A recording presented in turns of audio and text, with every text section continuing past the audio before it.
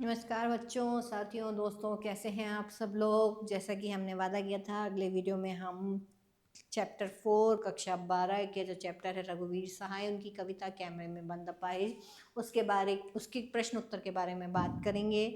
मैं आपको फिर याद दिला दूं, हमारा जो गीता स्कूल का जो चैनल है उस पर हमने 3 प्लेलिस्ट आपके लिए अपलोड की हैं। आपको पहले में कवि परिचय, दूसरे में आपको सरल व्याख्या और तीसरे में प्रश्न उत्तर मिलते हैं। तो तीनों प्लेलिस्टों को आप अलग अलग बारी बारी से देख सकते हैं। अब अगले चैप्टर के जो इस पार्ट के जो प्रश्न उत्तर हैं उनको हम शुरू करेंगे। उनको मैं आपको सरल भाषा में समझाऊंगी ताकि आप अपने प्रश्नों के उत्तर अच्छे से दे पाएँ। लेकिन शुरू करने से पहले हमारे चैनल को प्लीज़ लाइक सब्सक्राइब जरूर कीजिए ताकि हम आपके साथ बने रहें। यहाँ पर हम बात कर रहे थे रघुवीर सहाय जी की। उनका हमने कवि परिचय पढ़ा, उनकी विशेषताओं के बारे में हमने जाना। यहाँ पर उनकी जो कविता थी कैमरे में बंद अपाहिज, संग्रह का नाम याद रखना, जो लोग भूल गए हैं इनके संग्रह का नाम है, ये हमने पढ़ा। इसके बाद हमने कविता पूरी पढ़ ली है। आप व्याख्या में जाकर इसको पढ़ लीजिएगा, मैंने सरल व्याख्या में समझा दिया है, ठीक है। अब इसके बाद हम इनके प्रश्न उत्तरों को करने वाले हैं, जो मैं आपको समझाऊंगी, बताऊंगी। बहुत इजी है, एक ही भाव के आसपास ये सब चीज़ें घूमेंगी आपको, ठीक है। देखिए, बात करते हैं कविता के साथ। कविता में कुछ पंक्तियां कोष्ठकों में रखी गई हैं। आपकी समझ से इसका क्या औचित्य है। यहाँ हमने कविता में देखा था, यहाँ भी होगा। देखिए, रुकिए, मैं आपको दिखा देती हूँ। ये देखिए, ये कोष्ठक में कुछ पंक्तियां इस तरीके से उन्होंने बंद की हैं। अभी क्यों बंद की हैं ये यहाँ पर बस वही बता रहे हैं कि आपने देखा होगा कविता में कुछ पंक्तियां कोष्ठकों में बंद हैं। तो बंद है तो इस दृष्टि से भाई उनका कोष्ठकों में रखने का क्या मतलब था। आप जब सरल व्याख्या पढ़ेंगे तो मैं आपको बता दूं। पहली बात तो ये जो सारी पंक्तियां हैं ये इस पूरे घटनाक्रम की पृष्ठभूमि को इंगित करती हैं। पृष्ठभूमि यानी जो दृश्य हमारे सामने चल रहा है उसके साथ साथ पीछे मंच पर क्या क्या चीज़ें हो रही हैं ये उनको इंगित करती है। और ये साथ ही ये अलग अलग पंक्तियां अलग अलग व्यक्तियों से संबंधित हैं, ठीक है। अगर आप इसी की बात करें तो इसमें भी आप देखेंगे तो यहाँ पर ये जो संचालक है उसके मन की बात हो सकती है। यहाँ पर जो संचालक या कैमरामैन है, कैमरामैन को ये कहा जा रहा है या साक्षात्कारकर्ता को ये कहा जा रहा है कि भैया अगर वो नहीं रोया है तो ठीक है, आप रहने दो, हमारे पास इतना समय है भी नहीं। तो यहाँ जो ये पंक्तियां हैं ये अलग अलग व्यक्तियों को इंगित कर रही हैं, साथ ही उस घटनाक्रम की पृष्ठभूमि को ये इंगित करती हैं, याद रखिएगा, ठीक है। दूरदर्शन पर जो कार्यक्रम संचालन हो रहा है उसकी प्रक्रिया को ठीक से समझाती हैं ये, क्योंकि जो भी पूरी प्रक्रिया है वो प्रक्रिया किस किस तरीके से किस किस चरण में आगे बढ़ रही है, उसके पीछे की क्या मनोवृत्तियां हैं उनको ये स्पष्ट करती है, ठीक है। यहाँ पर संचालक का बनावटी रूप दिखाई देता है आपको। संचालक का उद्देश्य कार्यक्रम को सिर्फ सफल बनाना है। उस सामाजिक उद्देश्य से जिस व्यक्ति को वो लेकर आए हैं, सामाजिक उद्देश्य की प्राप्ति के लिए उसकी पीड़ा से उन्हें कोई भी मतलब नहीं है। ये उन चीज़ों को भी स्पष्ट करती है। साथ ही ये जो पंक्तियां हैं ये कविता में एक भावों की सजीवता से ले आती है। मतलब ऐसा लगता है जैसे ये पूरा घटनाक्रम हमारे सामने ही हो रहा हो। साथ ही ये संवेदना स्तर भी बढ़ाती है हमारा। मतलब हम जो पूरा घटनाक्रम हो रहा है यहाँ तो दिखाई नहीं दे रहा, चलिए इसको ऐसे एक बार देख लेते हैं। यहाँ जो मतलब पूरा घटनाक्रम हो रहा है इसमें क्या होता है, इसमें ऐसा लगता है हमारी संवेदनाओं का स्तर बढ़ जाता है। जब हम इन लाइनों को पढ़ते हैं कहते हैं ना, नहीं बस करो, रहने दो, मतलब साक्षात्कार चल रहा है अभी, वो रोया नहीं है तो हम उससे थोड़ी सी संवेदना जताएं या उसके घावों पे मरहम लगाने के लिए हम उसको कुछ ऐसे शब्द बोले। वो शब्द बोलना तो दूर, बल्कि क्या है हमारे पास चूंकि समय की कमी होती है, समय निर्धारित होता है, तो हम क्या करते हैं उसको ऐसे ही बीच में छोड़ देते हैं। उसके प्रति हमारी ऐसी कोई जवाबदारी यहाँ पर नहीं दिखाई गई है। तो ये जो पंक्तियां हैं कोष्टक में, ध्यान रखिएगा ये सब चीज़ों के। एक तो अलग अलग व्यक्तियों से संबंधित है, पृष्ठभूमि की को इंगित करती हैं, संवेदना के स्तर को बढ़ाती हैं, संचालक का मुखौटा हमारे सामने हटाती हैं या उसका बनावटी रूप दिखाती हैं। साथ ही सिर्फ कार्यक्रम को सफल बनाने की उद्देश्यता पर इंगित है, उसकी इस पृष्ठभूमि को ये यहाँ पर स्पष्ट करती हैं। नेक्स्ट देखते हैं कैमरे में बंद अपाहिज करुणा के मुखौटों में छुपी क्रूरता की कविता है, विचार कीजिए कैसे। यही इसका पूरे का मूल भाव है। अगर आप इसके मूल भाव की बात करें ना, तो ये जो लाइन है यही इसका पूरा मूल भाव है। वो जो कार्यक्रम है दूरदर्शन पर जो प्रसारित किया जा रहा है, मीडिया जो अपने आप को सर्वशक्तिमान मानकर बैठा है कि वो किसी भी विषय में दर्शकों की राय को बदल सकता है, उनके मनोभावों को बदल सकता है, तो वो एक सामाजिक कार्यक्रम के उद्देश्य से एक अपाहिज, एक दिव्यांग व्यक्ति को स्टूडियो में लाकर उसका साक्षात्कार करते हैं, लेकिन वो उससे संवेदना जताने की बजाय, इस करुणा जताने की बजाय इस तरीके के संवेदनहीन प्रश्न पूछते हैं कि आप अपाहिज क्यों हैं, आपको कैसा लगता है, आपको दर्द होता है। इस तरीके के कुछ प्रश्न पूछकर वो उसकी पीड़ा को और अधिक बढ़ा देते हैं, यहाँ तक कि वो उससे रोने तक की कंडीशन में, रोने तक की दशा में, अवस्था में ला देते हैं। लेकिन चूंकि वो रो नहीं पाता या वो रोता नहीं है दिव्यांग, तो उनका ये जो प्रयास होता है वो असफल हो जाता है। और व्यवसायिक दबाव के कारण या व्यापारिक दबाव के कारण, क्योंकि उनके ऊपर सिर्फ व्यापार कर रहे हैं, वो उस चीज़ को सिर्फ बेच रहे हैं, उसकी पीड़ा को सिर्फ वो बेचना चाह रहे हैं और उससे वो पैसा कमाना चाह रहे हैं, तो यहाँ पर उनकी उस क्रूरता की हमें झलक देखने को मिलती है। तो यहाँ पर करुणा के मुखौटे में क्रूरता हमें नजर आती है। नेक्स्ट है, हम समर्थ शक्तिवान और हम एक दुर्बल को लाएंगे पंक्ति के माध्यम से कवि ने क्या व्यंग किया है। अब समर्थ शक्तिवान तो किसके लिए कहा गया है, मीडिया के लिए कहा गया है, ये आप ध्यान रखना, ये मैंने व्याख्या में समझाया, आप समझ सकते हैं। समर्थ शक्तिवान जो कहते हैं कि मीडिया के पास या पत्रकारिता वाले जगत के पास या पत्रकार लोगों के पास सबसे ज़्यादा ताकत होती है, कलम की ताकत में बहुत ताकत होती है, ऐसा कहा जाता है।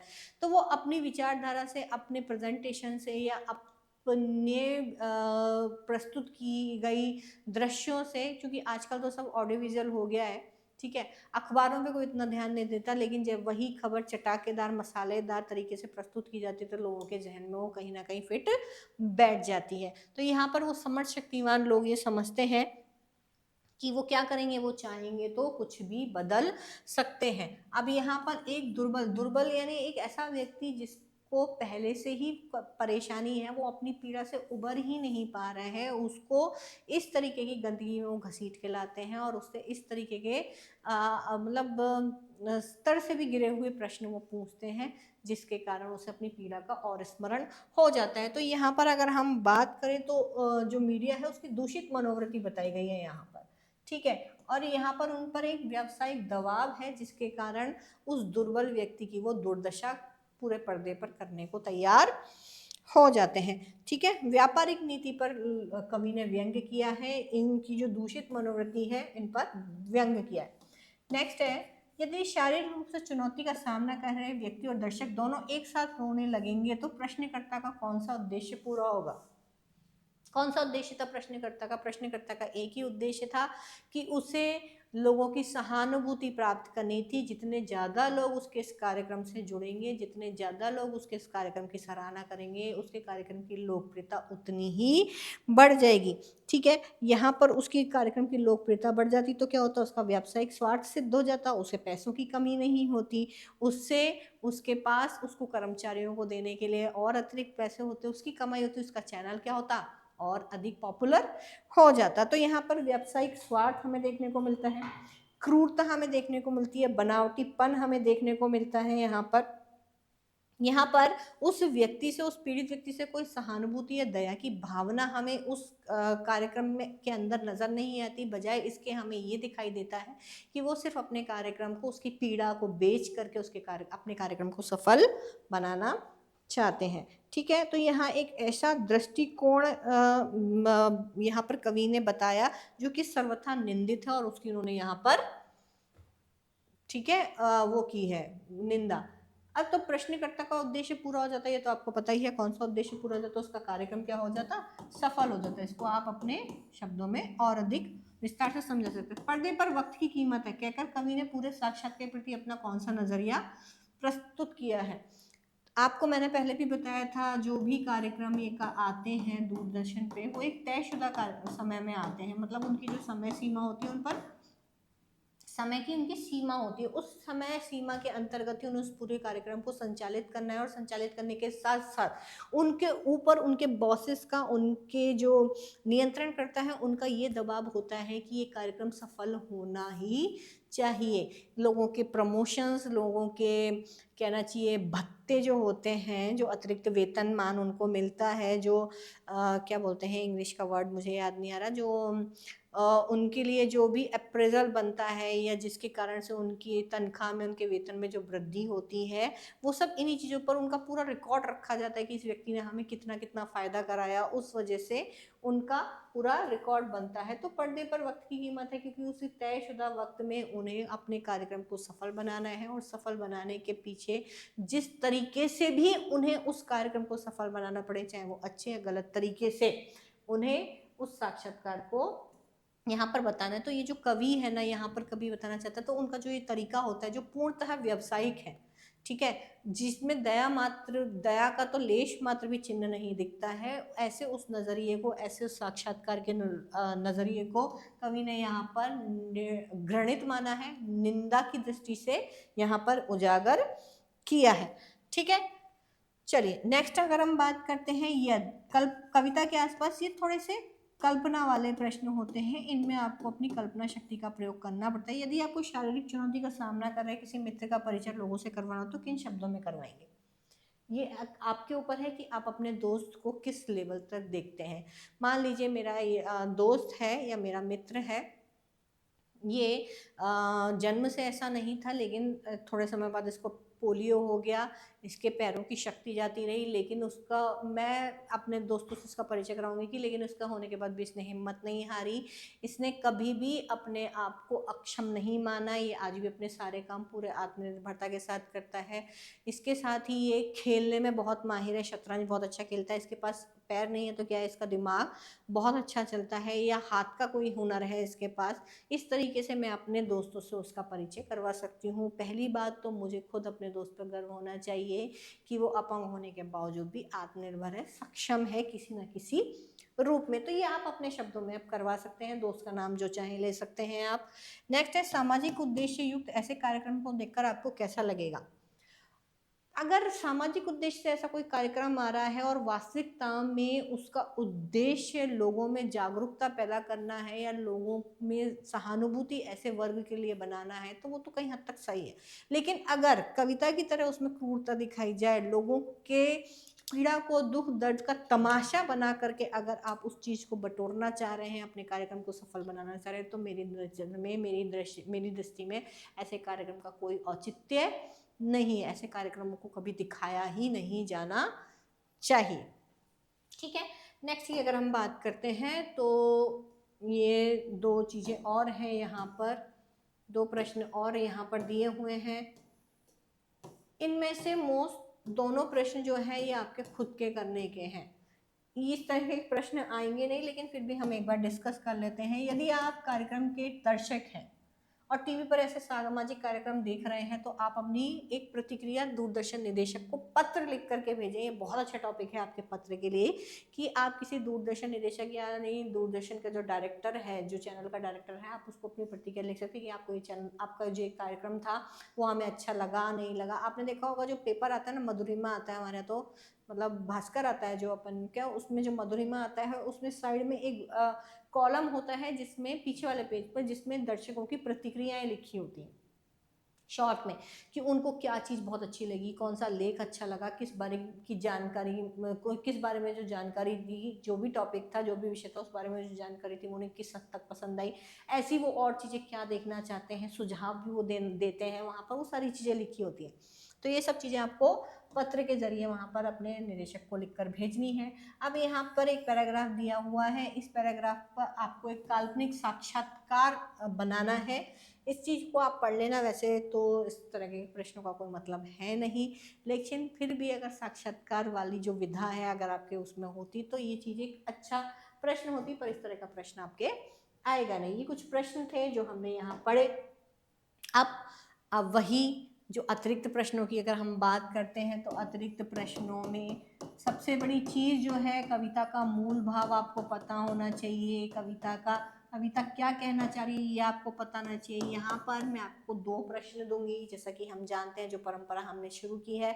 यहाँ पर मैं आपको 2 प्रश्न दूंगी, उन प्रश्नों के उत्तर आप खुद करेंगे और मुझे कमेंट बॉक्स में बताएंगे कि मैंने वो प्रश्न किए तो मुझे वो प्रश्न करने आए या नहीं, और नहीं आए हैं तो उनको वापस से सरल व्याख्या को पढ़िए, आप उस कविता को वापस से सुनिए, देखिए, समझिए और फिर उन प्रश्नों का उत्तर देने का प्रयास कीजिए। लिखते हैं प्रश्न 1 की अगर हम बात करें तो प्रश्न 1 में हम बात करते हैं प्रस्तुत कविता कैमरे में बंद अपाहिज, कैमरे में बंद अपाहिज समाज की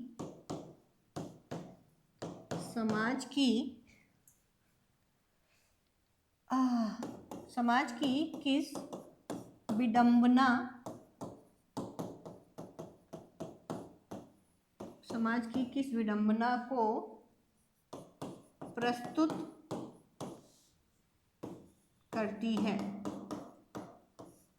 समाज की किस विडंबना को प्रस्तुत करती है मतलब इसमें समाज के कौन से पक्ष को यहाँ पर उजागर किया गया है आपको बताना है। दूसरे की अगर हम बात करें तो कैमरे में बंद कविता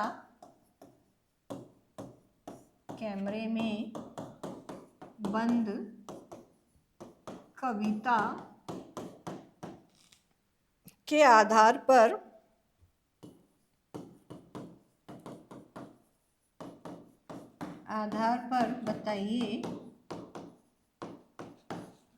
बताइए कि दूरदर्शन कार्यक्रम को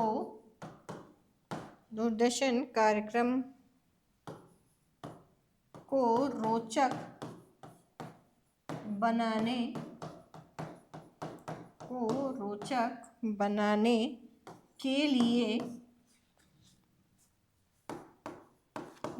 के लिए